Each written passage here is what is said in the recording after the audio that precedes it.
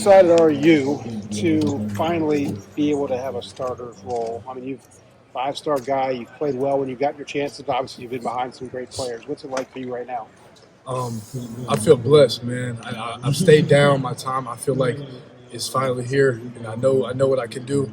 I know what my teammates believe in me to do, and I'm ready for the moment. What can you do? Explain to people who have, I've only seen you in bits and pieces, kind of. What can you do? I can do everything. That's the beauty of it. I can do everything. I can play the slide. I can play outside. I can block. I can catch.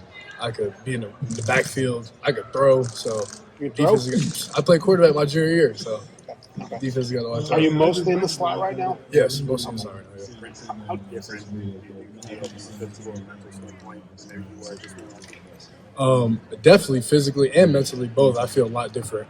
My body fat has gone down a lot. I've changed my body. I've got with our nutritionist Kayla here, and we've just been on it. She's been on me, and I can't thank her enough. And then mentally, it's like you have kind of a change of mindset when you're starting. I said that before, but it's real. Like you have a change of mindset, and I feel like I'm ready to go.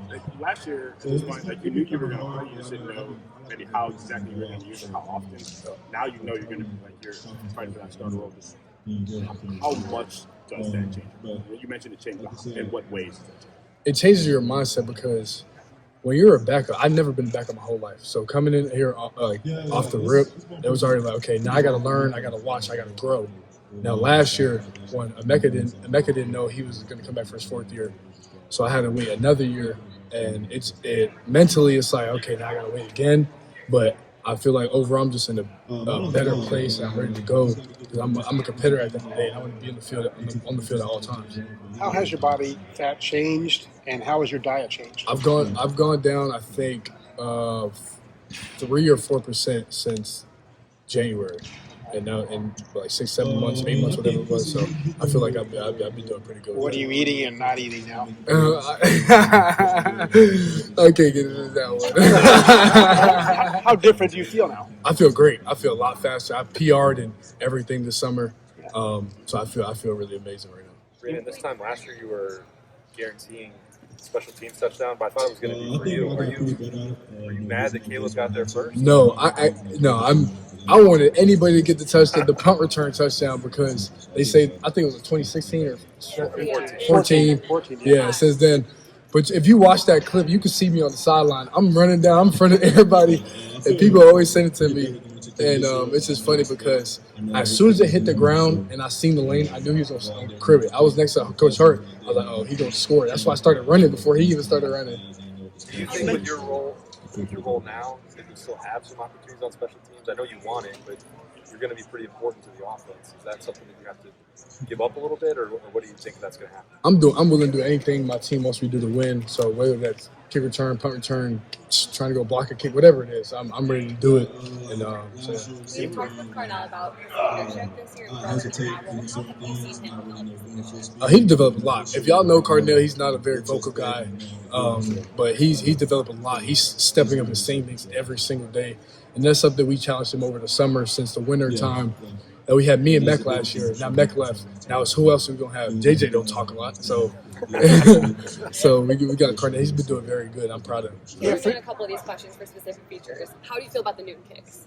The what? The noon kickoffs. Do you like that? I like night games. That's my thing. I like the spotlight. Everybody watch primetime games, and I like the pressure. Pressure is a privilege, and that's what I love. Do you believe that Jeremiah Smith won Heisman? I said after the Rose Bowl. I was on Instagram live after the Rose Bowl. I said he coming for the Heisman. So. Brandon, speaking of Jeremiah, how important is it in all of y'all's roles to, of course, make plays, but to also be available because of all the attention that he's been getting? Yeah, I mean, we just got to do our job. We know he's going to get a lot of attention, but if we do our job, we're all going to eat. He's still going to eat. He's JJ. He going to do what he do, regardless if he's double team, triple team. He going to do what he do. Brandon, Jeremiah's a quiet guy, as you just talked about. Carnell's a quiet guy. You're a more outgoing guy. Do you feel like I don't say you're the leader of the unit, but because of your personality, do you feel like it maybe drives the unit? Yeah, I would say so. Just because I was so vocal last year when not starting, and now that I'm into that role now, I feel like I'm definitely, I don't know, make it sound crazy. But yeah, I would say they depend on me a lot to be vocal, to be that guy to say something. Like in the practice, we had some stuff to say. I can't get into it, but we brought them up, and we're in a good place. But you wanted them to raise their game, or you saw things you didn't like, and you just wanted to make sure that was clear? Just giving them motivation. That's all. Have you always had that personality? No, I kind of developed. I was kind of like quieter when I was younger, but as I started growing in my high school team, my high school coach challenged me to be more vocal, and it started then. How much do you think that, and then 7-on-7, and all, how much does that help you feel like kind of get out of your shell? A lot, because 7-on-7 is like that's personality all over the place. So it's like it helps you grow and helps you be a better leader and a better player at the end of the day. Having it quieter.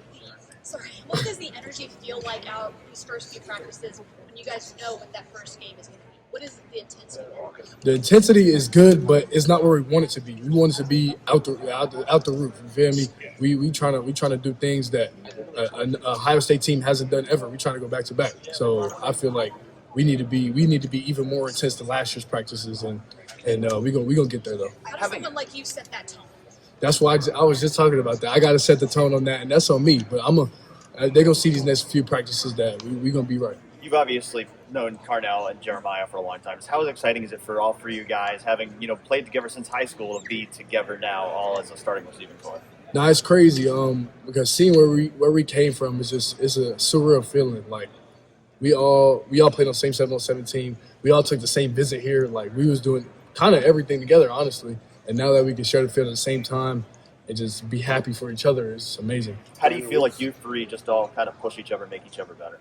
Oh, I push them like no other, because I know how great they could be. That's the thing. Like everybody know JJ, everybody know Carnell, but like I know deep down how bad like they got how like JJ this whole offseason I was really pushing him, because there's times where I know he's very humble, but I know how I gotta push him. I know his buttons though, because I knew him since I was 9 years old, so I know what to say at the times. And we doing weight room competitions and stuff like that, but I know how to get to him. Brandon, we've seen. I would say to you about the idea of being one of the three regulars. You're going to get guaranteed almost if you keep up your work. You're going to get some guaranteed opportunities, so to speak. Yeah, you delivered last year in such moments. Yeah, I'm very excited. I'm ready for the opportunity. I've stayed down. I've stayed true to the grind, and I'm ready. What has We've been seen back home on defense, Caleb plays so many different spots. We've seen him a little bit in the nickel role. Just what makes him so tough to go against? I would say he kind of knows what the offense is doing before you run it. Like we was out there today, and I can't say what happened, but he called out the play, and I'm like, damn, it's not gonna work. So I mean, he's very smart, very very smart. And I was talking to him after practice, like what he be looking at certain things. He was giving me some details. So now, bro, he's unbelievably smart. Like he's literally the defensive coordinator on the field, in my opinion. Is he the smartest football player you played with?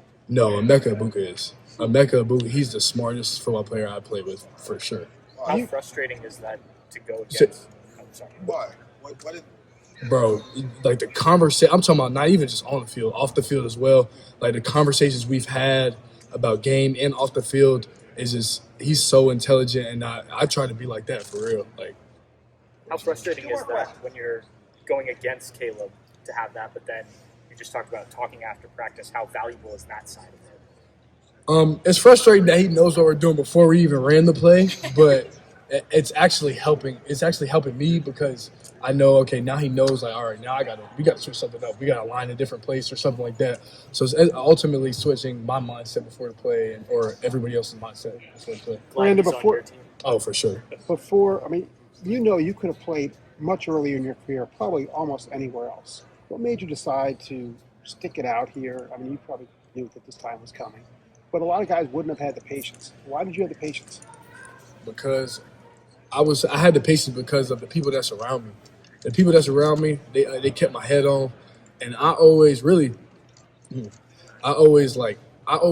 there was gonna be a brighter side brighter side here than transferring, because I knew like the receivers here are you see what they're doing in the NFL, and I always said if you have the same exact guy have the same stats from a different school, the guy from Ohio State is gonna get picked first because he came from Ohio State.